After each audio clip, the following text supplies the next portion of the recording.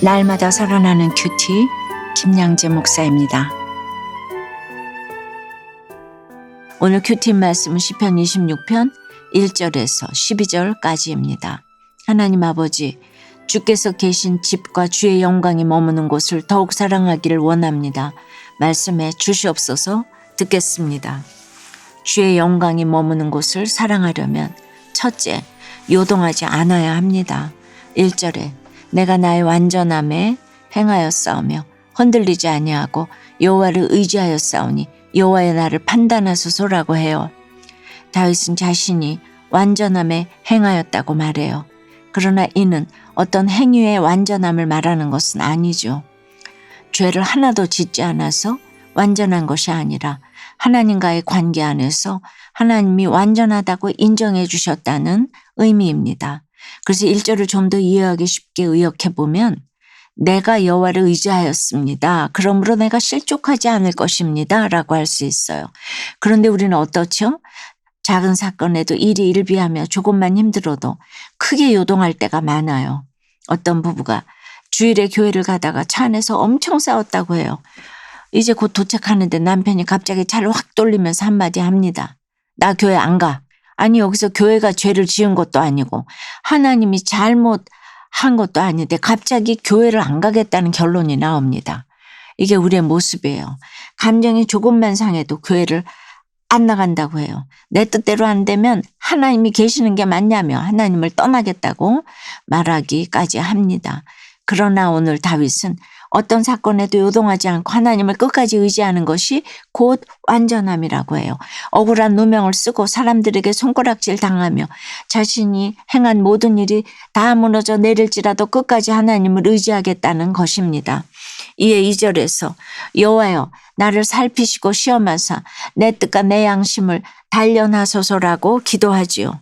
이렇듯 어떤 상황에서도 요동하지 않고 하나님의 뜻에 나의 뜻을 맞추며 예배의 자리로 나아갈 때 하나님이 우리의 마음과 중심을 보시고서 완전하다고 인정해 주시는 것입니다.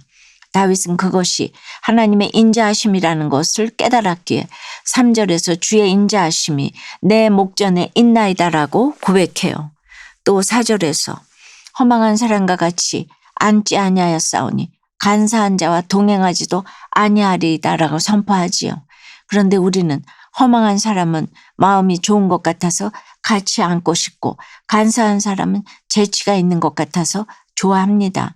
아청꾼의 아부가 나를 좀먹는 줄도 모르고 그저 듣기 좋은 말만 하니 해벌리고 듣고 있다가 망하는 것입니다.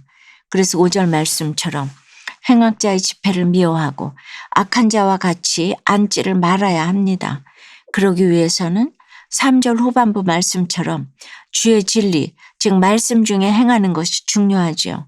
말씀을 묵상하며 하나님의 뜻을 깨달아야 내 뜻과 양심이 단련되는 것입니다. 여러분 어떠세요?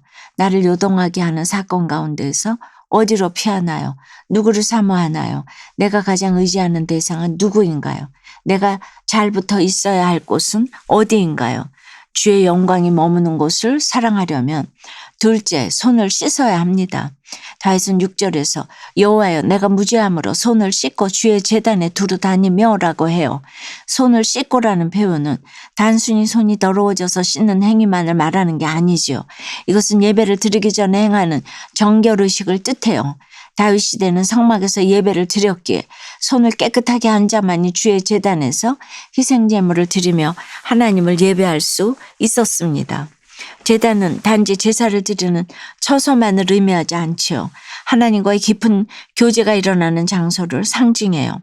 그럼 손을 씻는 행동은 구체적으로 무엇을 의미할까요?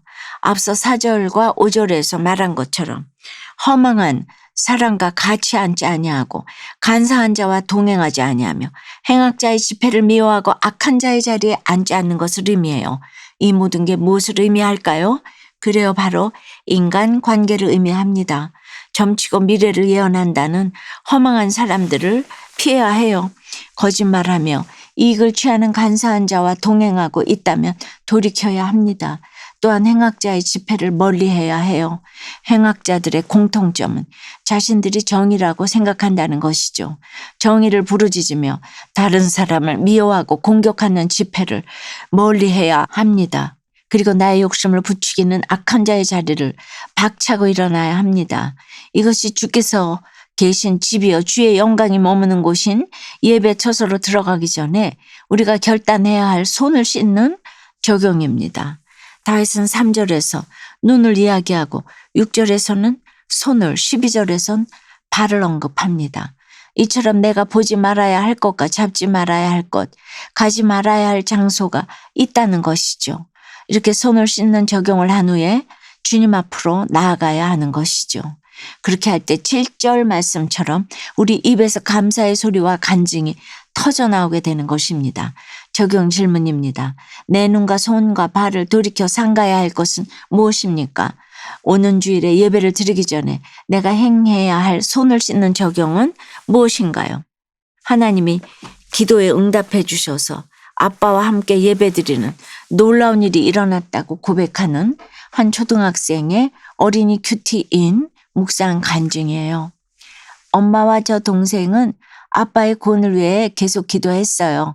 지난해 수련회 기도 시간에도 아빠가 하나님을 믿어 온 가족이 함께 교회 갈 수 있도록 눈물로 기도드렸지요.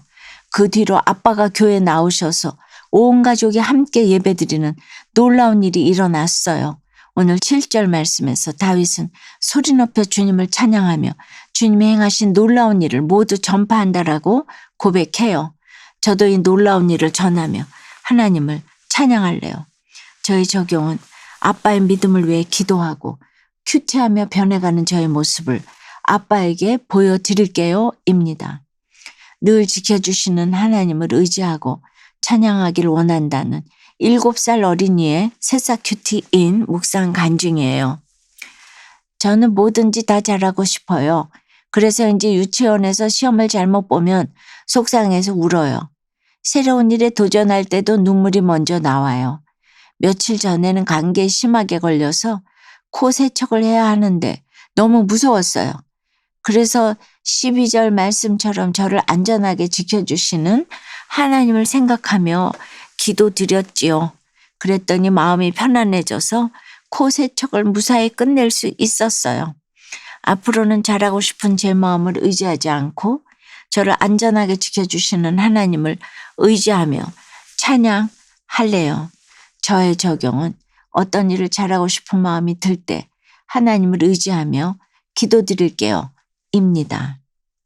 새싹 큐티는 엄마와 함께하는 큐티예요.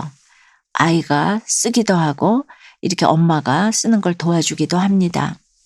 7절에서 말하는 주의 기이한 모든 일은 구원의 일을 말해요. 결국 내 가족이 돌아오지 않는 이유는 나에게 아직 손을 씻는 적용이 남아있기 때문입니다. 8절에 여호와여 내가 주께서 계신 집과 주의 영광이 머무는 곳을 사랑하오니라고 해요.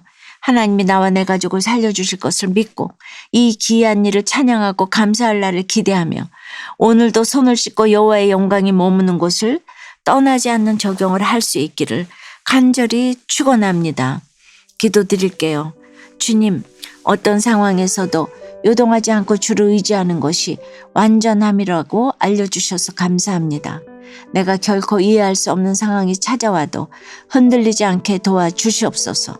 하나님이 허락하신 지금 이 자리를 떠나지 않고 부모의 자리, 자녀의 자리, 남편과 아내의 자리를 잘 지킬 수 있도록 힘을 더하여 주시옵소서. 어떤 환경에서도 하나님의 영광이 머무는 주의 전을 사모하며 주님 앞으로 나아가길 원합니다. 주의 전에 들어가기 위해 허망한 자와 간사한 자를 멀리하고 행악자의 집회를 떠나며 악한 자와 같이 앉지 않는 적용을 하게 도와주시옵소서. 잘 분별하고 진리 중에 행함으로 구원의 기쁨이 넘쳐나는 주님의 집에 영원히 머물도록 인도해 주시옵소서. 저와 제 가정에 구원의 기이한 일들이 넘쳐나도록 역사해 주시옵소서. 예수 그리스도 이름으로 기도드리옵나이다. 아멘. 지금까지 우리들 교회 김양재 목사님이었습니다. 큐티에 도움받기 원하시는 분들은 QTM 홈페이지 qtm.or.kr 또는 유튜브에서 QTM을 검색하시면 도움받을 수 있습니다. 자세한 문의사항은 지역번호 031-705-5360번으로 문의하시기 바랍니다.